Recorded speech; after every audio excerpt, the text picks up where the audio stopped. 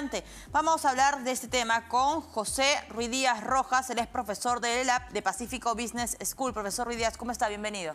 Gracias, Valeria. Un gusto estar aquí nuevamente. Podríamos hablar, digamos, que en estos momentos hay una crisis comercial en temas de marca, digamos, en este contexto en el que pues no le ha ido nada bien en resultados a la selección peruana. Sí, y la evidencia es pues todos los reportajes que están pasando, ¿no? Y que no solamente en Lima, sino en diversas partes del interior, pues se venden más camisetas hoy de la selección que nos visita y no de la nuestra. Y esto obedece principalmente a un factor emocional, ¿no? La selección, y en particular el fútbol y la selección, activan ciertos procesos emocionales en los consumidores, ¿no? O sea, nosotros no queremos a nuestra selección desde el punto de vista racional, analítico y demás, sino más bien con la emoción. Y cuando consumimos, también se activan estos mismos efectos emocionales. Por eso es que hay una conexión directa. Cuando a la selección le va bien, las marcas que están alrededor de la selección, alrededor del fútbol, los productos, sean bienes o servicios, como por ejemplo las camisetas, los artículos deportivos, pero también todo lo que se vende pues alrededor de, por ejemplo, de las reuniones, las parrillas, los restaurantes, la cerveza, ¿no? Todos estos experimentan beneficios y crecimiento cuando a la selección le va bien, precisamente porque hay esta conexión emocional, y más bien lo contrario cuando les va mal, ¿no? ¿Cuán importante es el factor confianza, no solamente con una marca tan potente como la Federación, como la selección peruana, sino en general? ¿Cuán importante es el factor confianza? Te podría decir que si es que le pudiésemos poner un peso, mi estimación me la jugaría por un peso muy alto como el 70 u 80%, ¿no? Cuando se gestiona una marca en general, posiblemente lo más importante de la gestión de una marca sea el posicionamiento que tiene, ¿no? Y el posicionamiento se construye en base a la reputación, se construye en base a la experiencia de compra, pero también en base a la confianza, ¿no? Entonces son componentes que son intrínsecos a cuánto podemos trasladarle esa misma confianza al proceso de compra en sí mismo. Si yo confío en una marca, pues confío también en sus productos y prefiero sus productos por encima de las competencias, ¿no? Te lo preguntaba, José, porque hay un estudio, lo vamos a poner en pantalla, este es el resultado que ha sacado el día de hoy CPI, ahí está la pantalla, que señala lo siguiente. ¿Confía usted en la clasificación de nuestra selección peruana de fútbol al Mundial 2026? Ahí está en la pantalla. La confianza, por ejemplo, está en un 27%, pero hay otro grueso de las personas que señalan que un 64% no confía en que la selección peruana clasifique a un Mundial de Fútbol 2026. Esta desconfianza, digamos, se concentra sobre todo en Lima y Callao. Si le sacamos un poco la lupa y vemos ya por zonas, macrozonas, de acuerdo a esta encuesta que se realizó, valga la precisión, la semana pasada, del 13 al 18 de noviembre, hay una mayor concentración de desconfianza en la costa sur y en la Sierra Centro y en la Sierra Sur de nuestro país. Luego está, digamos, la costa y Sierra Norte y el oriente de nuestro país. Pero en cualquiera de las regiones, ¿no? En costa, sierra y selva, hay una desconfianza que supera el 59%. Es bastante alta. No hay una desconfianza incluso que se concentra en los varones. Si vemos ya por el grupo etario de edad, 68% está entre las personas de 40 y 70 años. Y vemos, no precisa, pues un corto porcentaje. La confianza es un 27% tan solo y una desconfianza de casi 65%.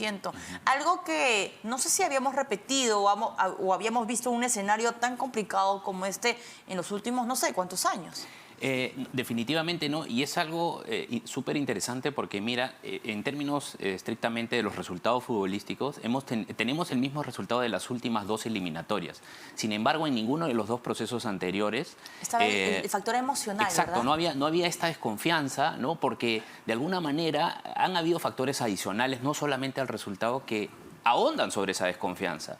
Uno de ellos, que todo lo vemos en nuestro día a día, es esa tensión que hay entre el comando técnico y los periodistas, ¿no? Estos mensajes que a veces no son tan bien estructurados, ¿no? Que, por ejemplo, ya habíamos estado acostumbrados en el caso con Gareca, pues en la época en la que todo se entablaba, toda esa conversación se entablaba con mucho respeto. Ahora hay como mucho encono y eso ahonda en la desconfianza, ¿no? Por otro lado, también...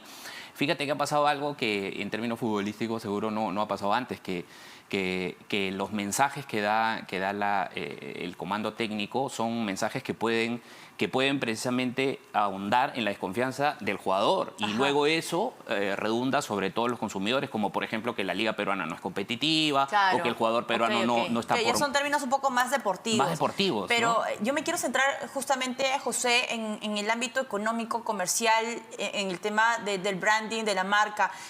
¿Cuán peligroso es alejar a tu público de tu producto? Este producto se llama Selección Peruana, digamos que nos ha traído tantas alegrías durante muchos años, pero lo peligroso de mantener a la hinchada, que es súper reconocida en otros países, alejado al ámbito futbolístico. O sea, siento que no hay, digamos, una convergencia entre ambos factores que es muy importante. Porque además nos ha costado mucho construir, ¿no?, esa confianza. O sea, 36 años que no fuimos a un mundial y después se fue construyendo, se fue reconstruyendo en la medida en la que nos acercábamos a ese objetivo. Y luego se sumaron las marcas, muchos patrocinadores, ¿no? Que después del mundial y en la siguiente eliminatoria hubo una especie de desgano por no haber clasificado. Sin embargo, el hecho de haber llegado pues, a un repechaje de alguna manera nos acercó, ¿no? Pero hoy, como te decía, o sea, a pesar de que estamos en los mismos resultados, si los comparamos con las últimas 2 eliminatorias, igual estamos teniendo esta crisis de confianza que al final impacta directamente sobre el estado de ánimo de los consumidores, y el riesgo, como tú bien lo has mencionado, es que los consumidores dejen de comprar las marcas patrocinadoras y en general todos los que están alrededor de la selección. O sea, no solamente los auspiciadores, que son los que se ven impactados directamente, sino también en todas las marcas, los anunciantes, por ejemplo, que no necesariamente son auspiciadores, pero que esperan estas épocas, estos partidos para poder pautear sus campañas publicitarias, hacer lanzamiento de productos, y no lo hacen porque hay desconfianza de los consumidores. Ahora, cuando hablamos de la torta de ingresos de la selección o de cualquier club, digamos, de fútbol a nivel nacional, ¿cómo se reparte una torta de ingresos? O sea, ellos, en realidad, la selección gana más por venta de taquilla, por, qué sé yo, pues por sponsor, por la venta de camisetas. ¿Cuál es la torta de ingresos? ¿Cómo se distribuye esto? Hay 2 principales fuentes de ingresos que tiene la federación y la selección en particular, ¿no?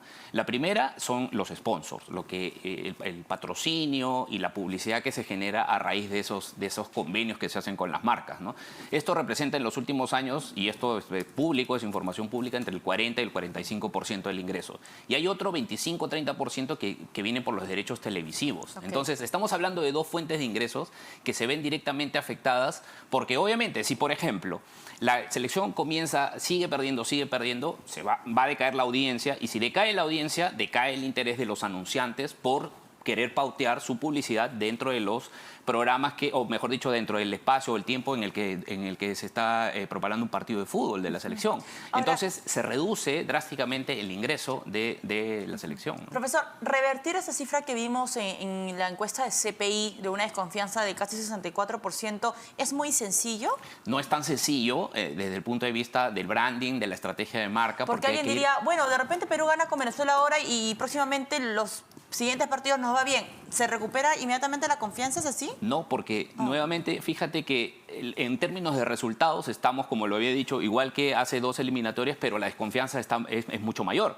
Entonces, hay factores adicionales como la estrategia de comunicación de la propia federación, del cuerpo técnico, los mensajes que se dan en los medios. Entonces, no solamente tienen que cambiar los resultados, por un lado, sí, eso es posiblemente lo más importante, pero acompañado de los resultados tiene que cambiar también toda la estrategia de cómo se acerca este cuerpo técnico, la selección en su conjunto, a los consumidores a través de los medios, porque los medios son el canal por el que se llega pues a todos los consumidores. ¿Y cómo se podría acercar? O sea, ¿cómo podría, digamos, guiar, digamos, o tener un camino clarísimo de cómo acercar la marca con los aficionados, con el público, con el consumidor?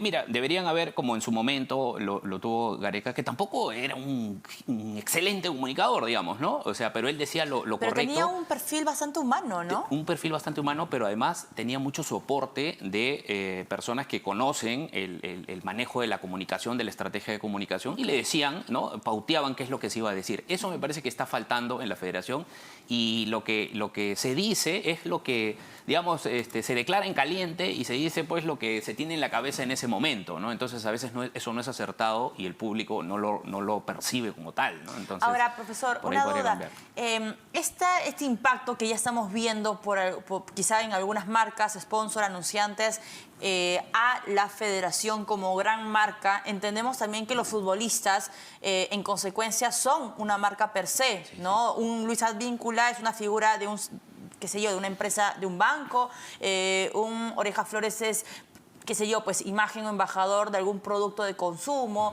Paolo Guerrero también, Farfán también en su momento lo fue, Ruiz Díaz, qué sé yo.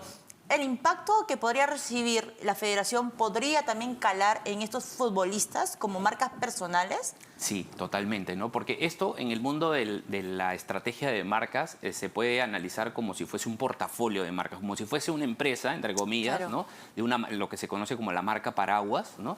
Y debajo de la marca paraguas existen pues las submarcas, que en este caso sería cada uno de los futbolistas. Entonces, si la marca paraguas tiene un impacto positivo o negativo, indefectiblemente eso va a decantar también en el impacto, en la imagen, en el posicionamiento que tiene cada una de estas marcas pequeñas, como pueden ser los futbolistas, ¿no? Más bien al revés no pasa lo mismo. Es decir, por ejemplo, Paolo Guerrero acaba de ganar Claro.